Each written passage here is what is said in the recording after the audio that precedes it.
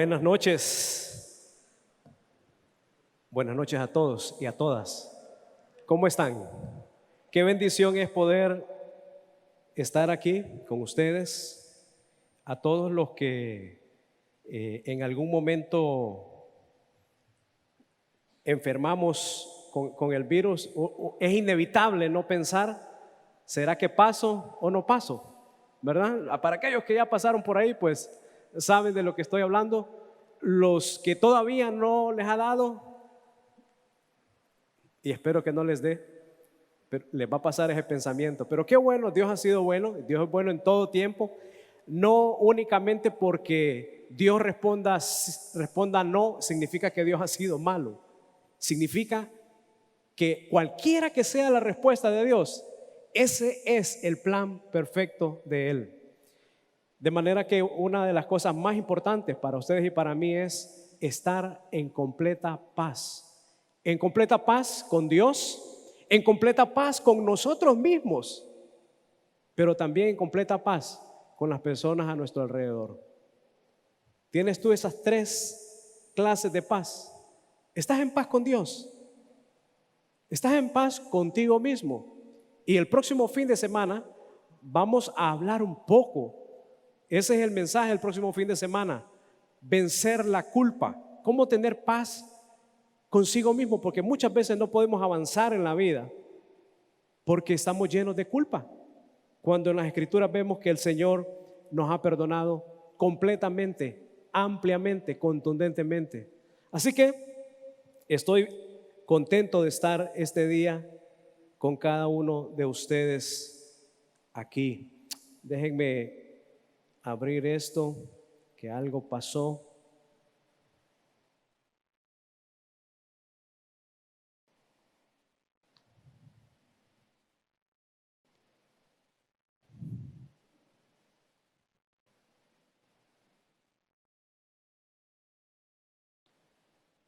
Vamos a orar. Hoy vamos a hablar sobre la incredulidad. ¿Me acompañas a orar ahí donde estás? Podemos inclinar nuestros rostros y pedirle a Dios por los siguientes minutos que use su palabra en nuestras vidas. Señor, estamos aquí delante de ti, deseosos, Señor, de escucharte, agradecidos con tu bondad y con tu misericordia. Gracias, Padre, porque eres un Dios compasivo, un Dios paciente, un Dios que nos ama, Señor, más allá de nuestras infidelidades, de nuestros errores, Señor, de nuestras debilidades. Tú siempre, Señor, estás ahí con nosotros. Señor, esta noche queremos dejar este tiempo en tus manos. Queremos, Padre, pedirte la guía de tu Espíritu, Señor, que tú, por favor, nos guíes en todo momento, Señor. Te lo pedimos en el nombre de Jesús. Amén. Amén.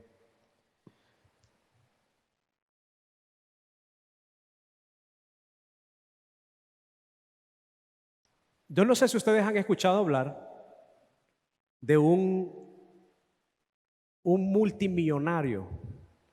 La fortuna de este señor, del cual en un momento voy a decirle su nombre, ronda los aproximadamente 210,000, oiga ese número, 210,000 millones de dólares.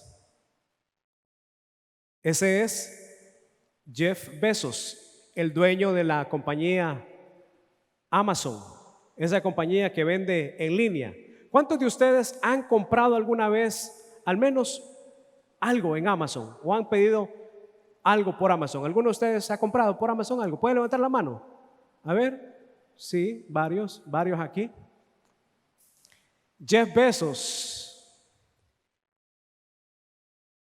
Y él está obsesionado con un tema que todo el mundo quisiera: la vida eterna.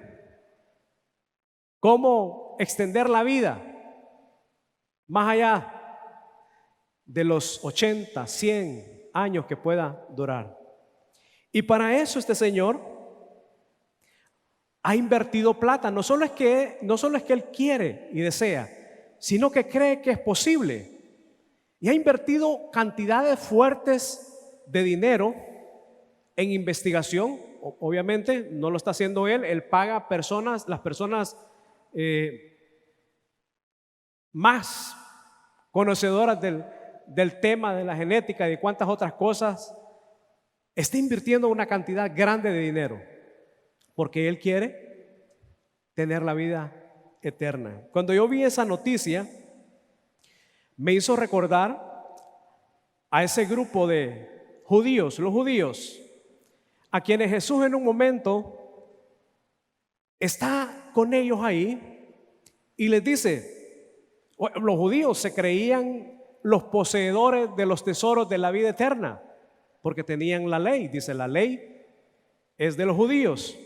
Y en Juan 5:39, Jesús les dice, a ellos les dice de esta manera: ustedes estudian con cuidado las escrituras, porque piensan que en ellas hallan la vida eterna. Y aquí viene la parte interesante. Les dice, y son ellas, o sea, ¿quién? Las escrituras, que hablan de mí. Sin embargo, ustedes no quieren venir a mí para tener la vida eterna. Así como el señor multimillonario Jeff Bezos quiere la vida eterna,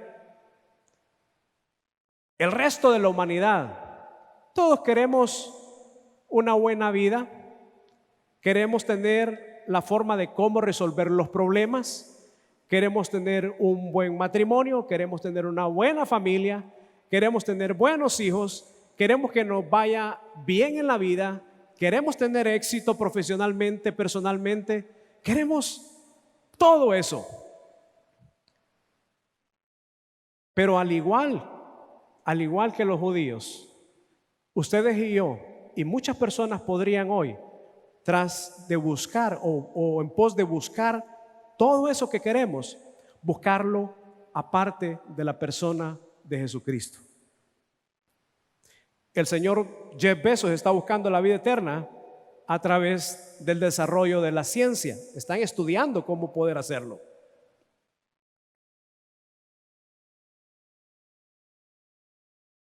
El creer. La Biblia dice que el cristiano vive, ¿por qué? Por fe. Anda por fe. Para nosotros, la fe no es solamente un vehículo o una herramienta. Muchos lo ven como eso únicamente. La fe es la posibilidad de que ustedes y yo, seres finitos, podamos llegar a tener un conocimiento y una relación con un Dios que es eterno, con un Dios que es infinitamente mucho más grande que todo lo que podamos ver y pensar y que pueda existir. El creer para nosotros es de suma importancia. Creemos en Dios, creemos en Jesucristo como el Hijo de Dios, creemos en las Sagradas Escrituras que han sido inspiradas por el Espíritu Santo de Dios desde el Génesis hasta el Apocalipsis. Creemos en la iglesia, creemos en la familia, creemos en el matrimonio, y todo eso lo hemos aprendido en las Escrituras. Pero hoy en día hay una fuerza poderosa demoníaca que está tratando de que creyentes y simpatizantes a creyentes cada vez duden más de su fe.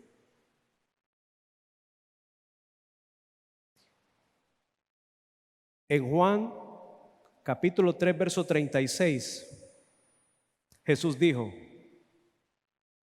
el que cree en el Hijo tiene vida eterna, pero el que rehúsa creer en el Hijo no verá la vida, sino que la ira de Dios está sobre él. ¿Sabe cuántas veces encontramos la palabra creer en la Escritura?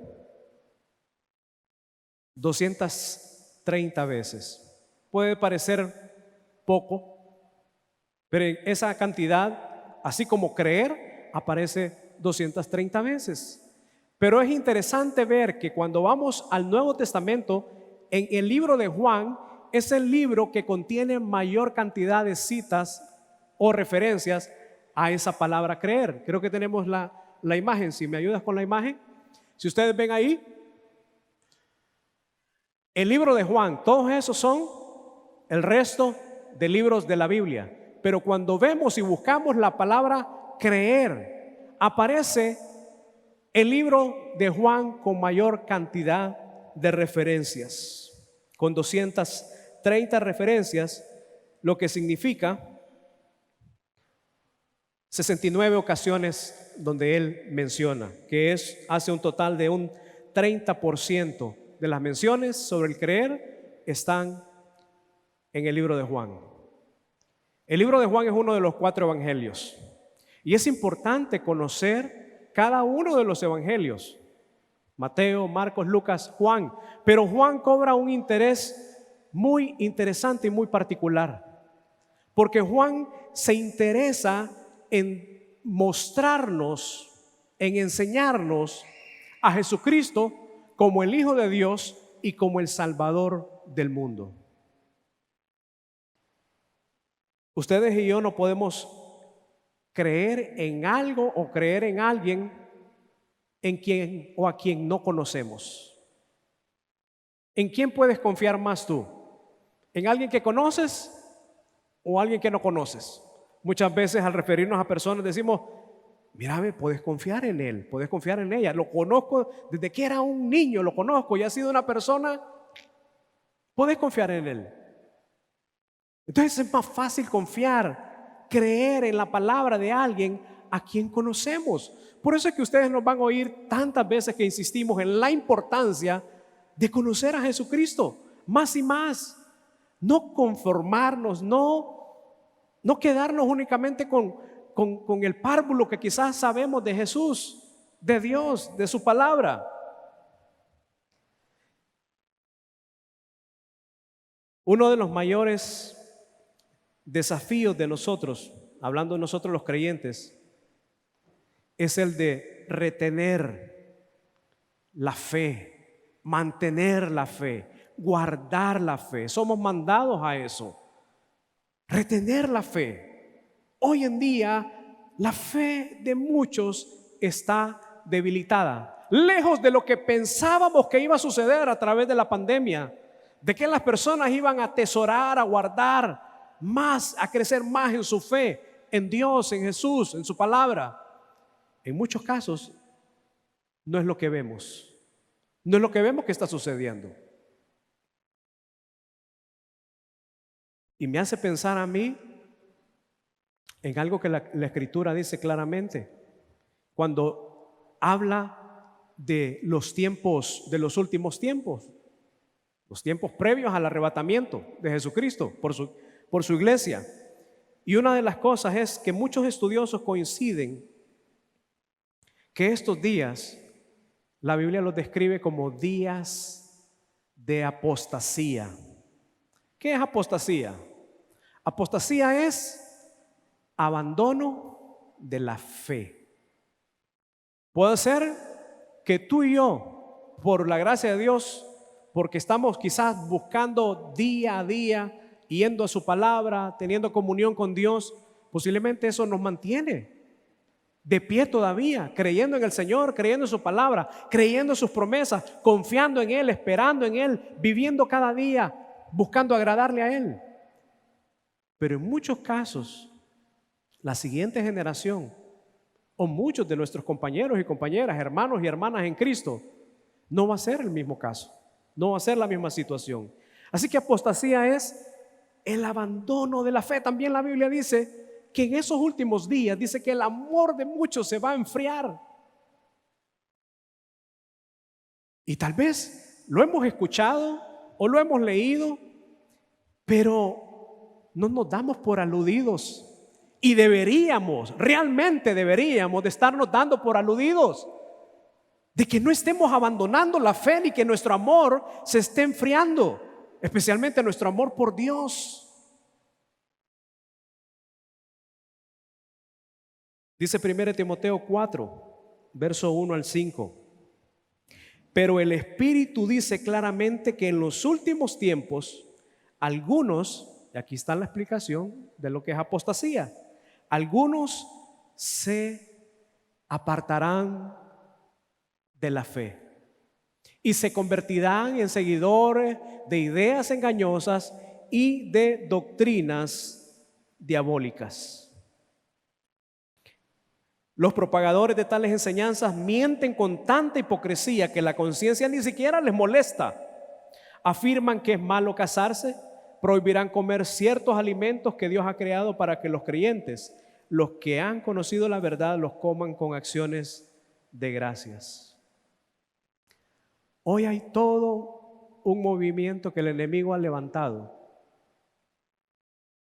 para que más y más personas caigan en ese engaño de ellos, de dudar de Dios, de dudar de la palabra de Dios, de dudar de que Dios, si es que existe, dicen ellos, sea un Dios bueno y un Dios que se interesa, porque hay de todo, déjenme decirle, hay de todo. Hay personas que niegan rotundamente a Dios, pero hay personas que no lo niegan, sin embargo, lo desconocen como alguien digno de conocer, de amar, de servir y de seguir. Al punto que ni siquiera tuve el valor de poner eso en la pantalla porque me sentí tan ofendido de verlo. Un grupo en un país de Sudamérica tenían una manifestación pública contra Dios. Y para mostrar su repudio a Dios, estamos hablando de personas que no niegan la existencia de Dios, pero no quieren saber nada de Dios, no quieren que Dios se inmiscuya en sus vidas.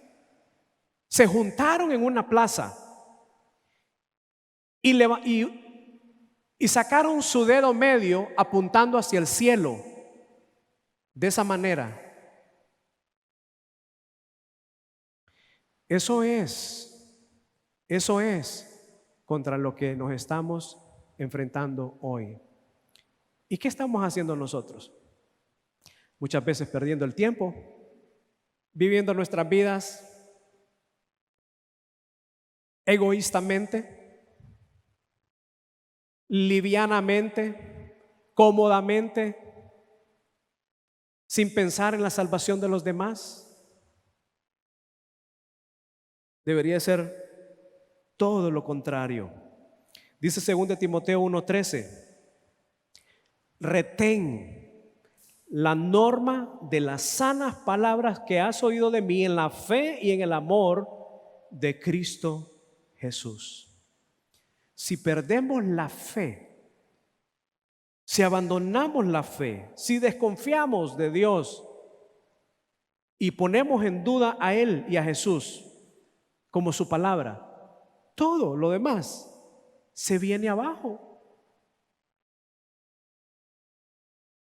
Yo personalmente creo que los días que estamos viviendo,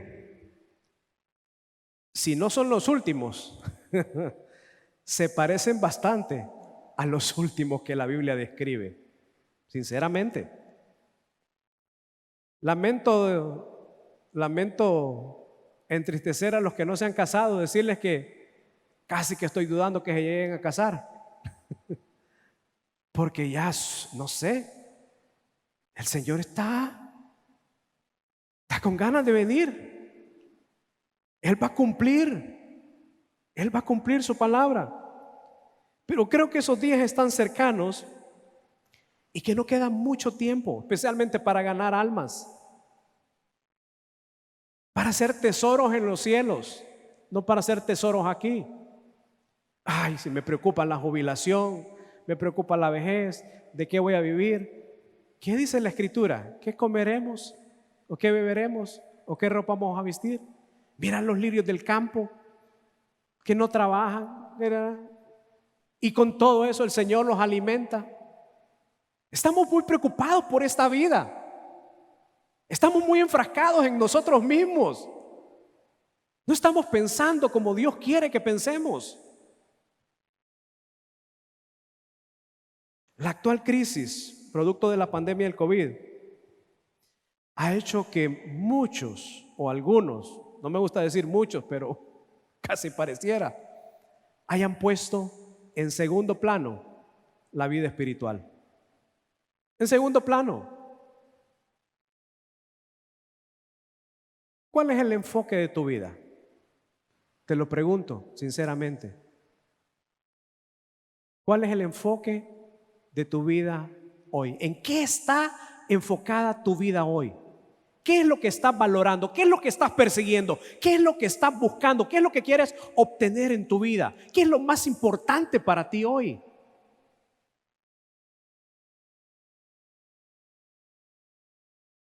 ¿Será que ya no estamos creyendo como al principio, como cuando conocimos al Señor?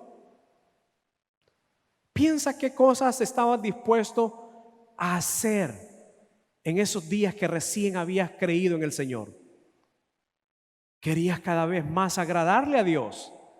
Te sentías atribulado cuando sentías que pecabas porque sentías que estabas deshonrando a Dios. Querías estar siempre involucrado en el servicio, querías estar siempre buscando su guía, su consejo, en su palabra. Pero esos días, eso está sucediendo hoy en tu vida. Está sucediendo en nuestras vidas hoy eso. ¿Será que ya no estamos creyendo como al principio? Y yo creo que podemos responder fácilmente a esa pregunta al responder a lo siguiente, a la siguiente pregunta, que puede ser, aplica para hoy, para ayer, para antier, para cada día. ¿Leíste la escritura hoy? ¿Te detuviste a meditar en un pasaje de la escritura? ¿Separaste unos minutos para hablar con Dios? Decirle: Señor, me siento así. Señor, te necesito. Señor, ayúdame con esta tentación. Señor, fortalece mi espíritu, fortalece mi alma. Señor, provee alimento en mi mesa. Señor, bendice a las personas con las que me encuentre hoy. ¿Lo hiciste hoy? ¿Lo hiciste ayer? ¿Lo hiciste antier? ¿Cuándo fue la última vez que lo hiciste? Y si no lo recuerdas,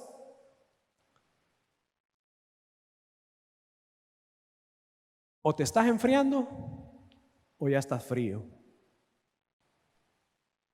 Y estás en una real abandono de tu fe. Jesús le dijo: tu fe puede ser como ese granito de mostaza. Pero si está fundamentada en Dios, en Jesús, y la forma de hacer crecer esa fe es conocer más al Señor. Los discípulos dijeron: Señor, aumenta nuestra fe. No importa, no necesariamente es importante donde hoy quizás estás, donde hoy quizás estoy. Pero lo importante es si realmente deseo que mi fe crezca, que mi fe crezca. Miren, hermanos y hermanas, aquí todos nosotros nos vamos a palmar. ¿Saben qué es palmar? Perdón por la palabra coloquial, pero todos entienden que es palmar, ¿verdad? Nos vamos a morir, unos primero y otros después. Unos este año, otros el otro año, y yo no sé los demás cuándo. Otros quizás van a estar para cuando el Señor regrese. Pero la mayoría de nosotros vamos a atravesar la muerte. ¿Qué esperas? ¿Qué esperas que suceda de ahí en adelante?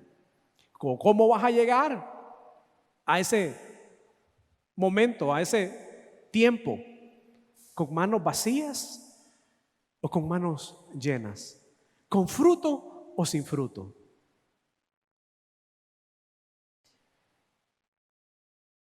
Dice Romanos 10:17: así que la fe es por el oír, y el oír la palabra de Dios. Si tuvieras fe como un granito de mostaza.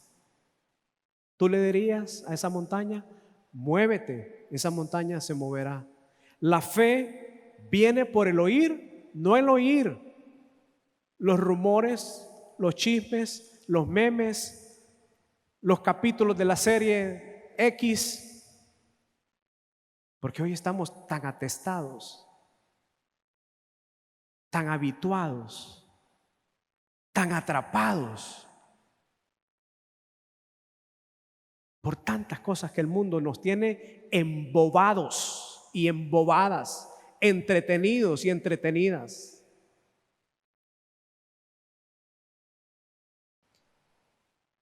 El libro de Juan hace énfasis en que conozcamos a Jesús como el Hijo de Dios.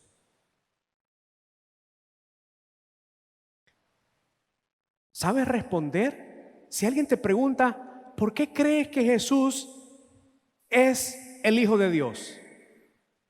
¿Cuál es tu respuesta a eso? Si tú le dices eso a un ateo o a alguien que desconfía del cristianismo y le dices, yo creo en que Jesús es el Hijo de Dios porque la palabra lo dice. ¿Es cierto? La palabra lo dice. Pero ese no es un argumento construido y sólido para demostrar que Jesús es el Hijo de Dios cuando existen los argumentos. Hay al menos 400 profecías acerca de Jesucristo que fueron cumplidas. Eso es un argumento. Hay 32 profecías que se han cumplido. Se dijeron en el Antiguo Testamento especialmente sobre la venida, la vida y la muerte de Jesucristo, y que fueron cumplidas literalmente. 32. ¿Conoces alguna de ellas? ¿Puedes hablarle a alguien sobre alguna de esas? La número 32 hacía referencia a que Jesucristo, siendo pobre, habiendo nacido en esa pobreza, en un pesebre con animales, iba a ser sepultado en la sepultura de un rico. ¿Quién fue ese rico? Jesús de Arimatea. Jesús de Arimatea era un personaje en el Imperio Romano. Algunos estudiosos de la Escritura dicen que él era ministro de minas. Era una persona de influencia, de mucho dinero. Y hay tanta verdad a simple vista en el libro de Juan que nosotros podríamos usar para cuando alguien argumente sobre la fe que tenemos en Jesús como el Hijo de Dios, podamos defender nuestra fe.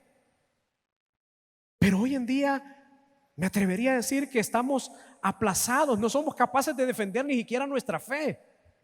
¿Por qué creemos en Jesús? ¿Por qué creemos en la Escritura? Juan hace énfasis en creer en Jesús como el Hijo de Dios. En todo su libro hace énfasis en creer en Jesucristo como la fuente de la salvación eterna. No hay otra. Hace énfasis en creer en Jesucristo como también la fuente de la vida abundante. Juan 20:31. Juan 20:31, de acuerdo a los estudiosos, dicen que es el pasaje más importante del libro de Juan. Y a veces no únicamente es lo que una persona, un personaje dice sobre alguien, sino que en base a qué lo dice. Y en el caso de Juan, lo que vamos a leer a continuación lo dice porque Juan se había convertido, llegó a ser alguien que llegó a conocer a Jesús, su vida, sus hechos. Fue un testigo ocular de la vida de Jesucristo. Y dice este pasaje que los estudiosos dicen que es el más importante de todo el libro. Dice: pero estas cosas se han escrito para que ustedes crean que Jesús es el Cristo, el Hijo de Dios, y para que al creer tengan vida en su nombre. En eso resume Juan su libro. Para que creamos que Jesucristo es el Hijo de Dios, es el Mesías, es el Cristo, y para que creyendo en Él tengamos vida en su nombre. Lo primero que debemos de vencer es la incredulidad. La incredulidad que hoy el mundo poco a poco nos está, pareciera, ablandando cada vez más. Vencer la incredulidad sobre la persona de Jesucristo y sobre la palabra de Dios. Mira la siguiente declaración del mismo Juan, en primera de Juan 1, del 1 al 13. Juan 1, 1 al 3. Lo que era desde el principio, mira qué verso más hermoso, qué pasajes más hermosos. Lo que era desde el principio, lo que hemos oído, lo que hemos visto con nuestros ojos, un testigo ocular, lo que hemos contemplado y palparon nuestras manos tocante al verbo de vida. ¿Quién era el verbo de vida? Jesucristo. Porque la vida fue manifestada y la hemos visto y testificado, y os anunciamos la vida eterna, la cual estaba en el Padre y se nos manifestó. Lo que hemos visto y oído, eso anunciamos. Wow. Miren, yo sinceramente que a veces hasta me avergüenzo del poco tiempo que dedico a escudriñar las Escrituras.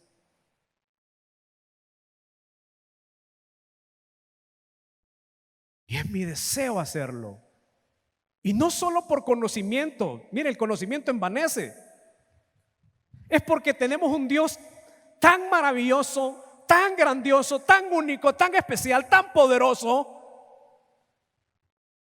que ustedes y yo podríamos estar rebosando de gozo, podríamos estar rebosando de gratitud, podríamos estar rebosando de generosidad, podríamos estar rebosando de santidad, podríamos estar viviendo una vida enteramente agradable a Dios, en paz con Dios, en paz conmigo, en paz con los demás, producto de conocer a ese Jesús que se manifestó y se reveló a nosotros.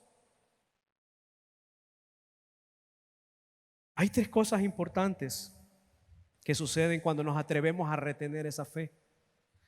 La primera es que mi fe crece y alcanza a otros. Mi fe crece y alcanza a otros. Déjame decirte, es tan importante como tú hoy y yo estamos viviendo la fe. Porque aunque no lo creamos o no lo veamos o no lo pensemos, hay personas en nuestro entorno que van a decidir. Personas que están hoy queriendo conocer a Dios, queriendo conocer a ese Jesús que se presenta como la esperanza, como la respuesta, que están únicamente observando tu fe, cómo vives tu fe, cómo actúas en base a tu fe, cómo obedeces en tu fe, para poder dar el paso de decir sí a Jesucristo en sus vidas. Mi fe crece y alcanza a otros. Después de que Jesús fue crucificado, los discípulos, cualquiera diría, y el diablo quiere vender esa idea de que la crucifixión fue un fracaso. Pero ustedes y yo sabemos que la crucifixión y la resurrección de Jesucristo fue nuestra victoria, fue la victoria de Dios sobre el enemigo, sobre el adversario, sobre la muerte. Después de que Jesús es crucificado, en el capítulo 19 de Juan, imagínense ustedes, ubíquense como que si fueran esos discípulos que andaban con Jesús Y están en el huerto de Getsemaní, lo capturan, lo llevan donde Pilatos, lo mueven de un lugar a otro, termina crucificado. Imagínense cómo sería su reacción humanamente. Para los discípulos fue: aquí se acabó todo. Aquí la fe que estaba causando un revolú en el mundo se vino abajo. Con la muerte del patrón, con la muerte del jefe, con la muerte de Jesús de Nazaret, aquí se acabó todo. ¿Y qué sucedió? Estaban tan frustrados. En el capítulo 21 del libro de Juan relata la frustración de Pedro. Y dice: Simón Pedro dijo, en el capítulo 19 han crucificado a Jesús. En el capítulo 21, el verso 3, Simón Pedro dijo: me voy de pesca, me voy a pescar. ¿Recuerda? Jesús los había llamado a convertirse. Le dijo a Pedro: te vas a convertir en un pescador de hombres. Vas a cambiar de profesión, Pedro. Y a cada uno de ellos los llamó, los sacó de donde estaban y se convirtieron en seguidores de él. Pero una vez que su líder, el Mesías, el Cristo a quien estaban siguiendo, es muerto en la cruz, su fe viene abajo. Y dicen: volvemos a la vida antigua, a los oficios antiguos. Dice: me voy de pesca. Y los demás le dijeron: nosotros vamos contigo. Salieron de ahí, se subieron a la barca y esa noche no pescaron nada. Y es cuando Jesús, recuerdan la pesca milagrosa, Jesús aparece y les dice que si tienen algo de comer, y no tienen nada y han pescado toda la noche, más en tu palabra echaremos la red. Y recogieron tanta cantidad de peces que las redes se rompían. Fue el día de la pesca milagrosa. Hay eventos, hay situaciones, hay circunstancias que ustedes y yo probablemente nos va a tocar vivir con nosotros, con nuestros hijos, con un ser querido, donde tu fe va a ser puesta a prueba. Posiblemente hoy tu fe está siendo puesta a prueba. Por eso Pablo decía: somos cartas leídas. Si las personas en nuestro alrededor nos ven débiles en la fe, incapaces de poder defender nuestra fe, nuestras creencias, nuestras convicciones, van a terminar alejados del conocimiento de Dios. Pero una segunda cosa que nos hace el retener esa fe que recibimos cuando confiamos en Jesucristo es que podemos navegar en medio de las tormentas y de las pruebas. Todos no nos tienen que contar qué es una tormenta en la vida, qué es una prueba en la vida. Todos nos han llegado y a todos nos llegan, no una vez, muchas veces. Podemos navegar en medio de esas tormentas y de esas pruebas. Dice el Salmo 34:19. Muchas son las aflicciones del justo, pero de todas ellas le librará Jehová. Yo estaba recordando la vez que fuimos con mi esposa a Panamá a visitar a Juan Carlos y a Vilma hace algunos años allá, y nos llevaron a conocer el canal de Panamá. Y algo interesante es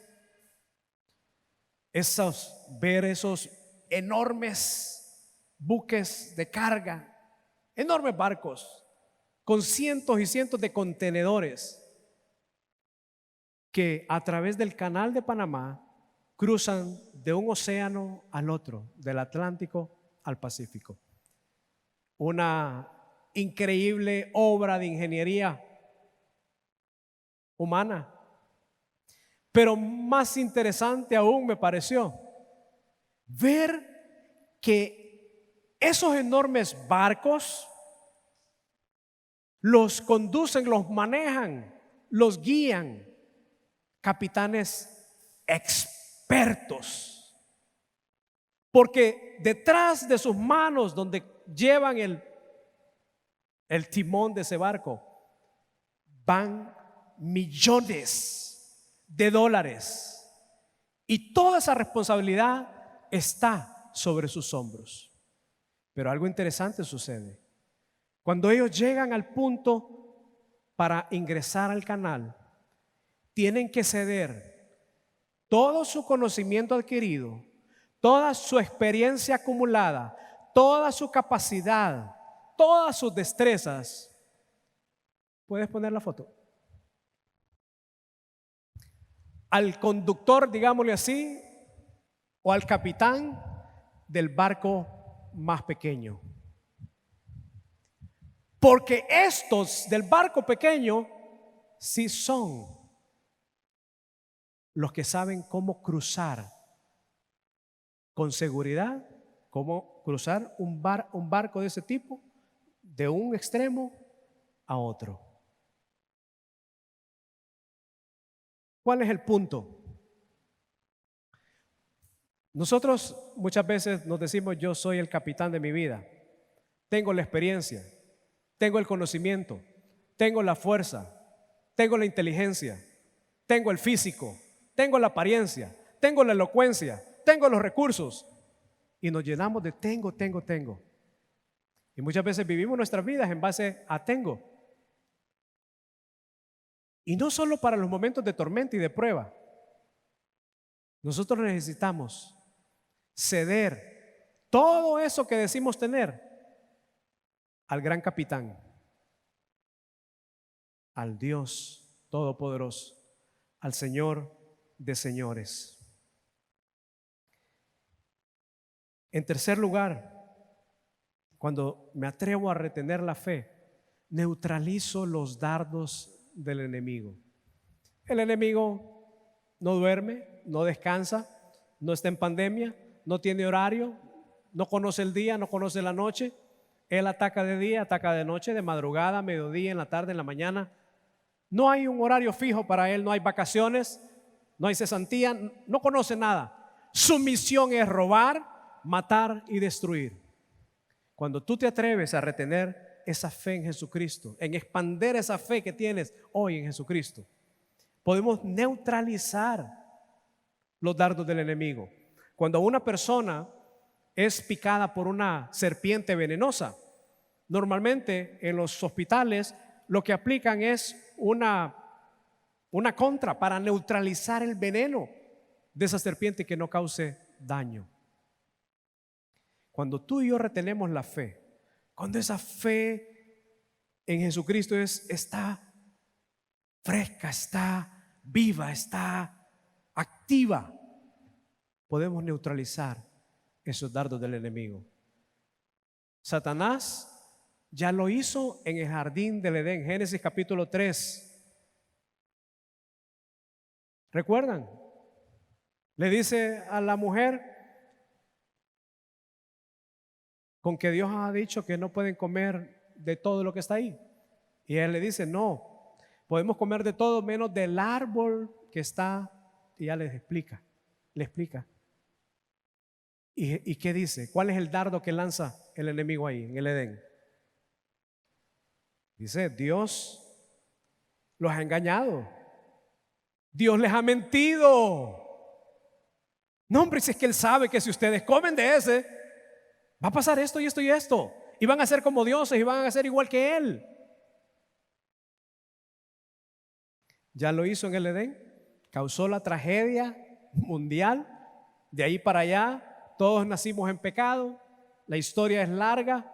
Jesucristo tuvo que venir para morir en esa cruz, salvarnos, darnos vida eterna gratuitamente a través del perdón de Jesucristo. Pero Él está activo hoy en tu vida. Dice Efesios 6:16: sobre todo, que sea su fe el escudo que los libre de las flechas encendidas del maligno. Hermanos, es tiempo de ser valientes, es tiempo de ser comprometidos, es tiempo de vivir la fe en Jesucristo. Es tiempo de ceder verdaderamente el control al capitán, al rey, al Señor, a nuestro Dios. Podemos vencer la incredulidad en la que el mundo hoy está cayendo y en la que muchos cristianos poco a poco están siendo ablandados. Que seas tú una de esas personas, de sus hijos, de los hijos de Dios, hijas de Dios, que retienen la fe, que retienen la palabra de Dios, que buscan crecer más y más en el Señor. Dios no nos tiene aquí para ser populares, no nos tiene aquí para que seamos conocidos, no nos tiene aquí para que hagamos tesoros aquí. Dios nos tiene aquí porque sabe que el tiempo es corto. El tiempo es corto. Dios está trabajando en un plan y Dios nos tiene aún aquí porque quiere que a través de nosotros aquellas personas que no le conocen, le conozcan. Y es importante que si tú estás aquí, puedas conocerle a Él, tener el perdón de tus pecados, recibirle a Él como tu Salvador personal. Yo espero que lo hayas hecho. Y si no lo has hecho, hazlo esta noche. Puedes tener 500 años de asistir a la iglesia, pero si no has tenido un encuentro con Jesucristo, ¿de qué te sirve todo lo demás? Quisiera orar y quisiera que si tú estás aquí y realmente quieres entrar en esa relación con Dios por la fe a través de Jesucristo, que puedas recibirle como tu Salvador personal. Puedes decir: Señor, creo en ti, creo que eres el Hijo de Dios. Creo, Señor, que moriste en la cruz por el perdón de mis pecados. Gracias, Señor, por tu sacrificio. Gracias porque también, Señor, resucitaste al tercer día. Señor, perdona mis pecados. Señor, me arrepiento de ellos. Te confieso, Señor. Te confieso como el Cristo, como el Hijo de Dios, como el Salvador del mundo y de manera muy particular como mi Salvador. Hoy, Señor, yo te acepto como mi Salvador personal. Señor, te doy gracias. Te damos gracias por el tiempo aquí, nuestros hermanos, hermanas. Abre nuestros ojos espirituales, Señor, que podamos entender los tiempos que estamos viviendo, que podamos despertar, Señor, y darnos cuenta, Dios, que solo hay tiempo para poder conocerte más y darte a conocer a otros. Que nuestra fe, Señor, pueda crecer más y más en ti. En el nombre de Jesús, Padre. Amén.